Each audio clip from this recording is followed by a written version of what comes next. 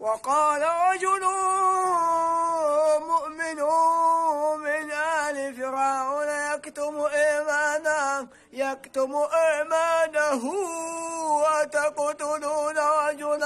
أتقتلون رجلا أن يقول ربي الله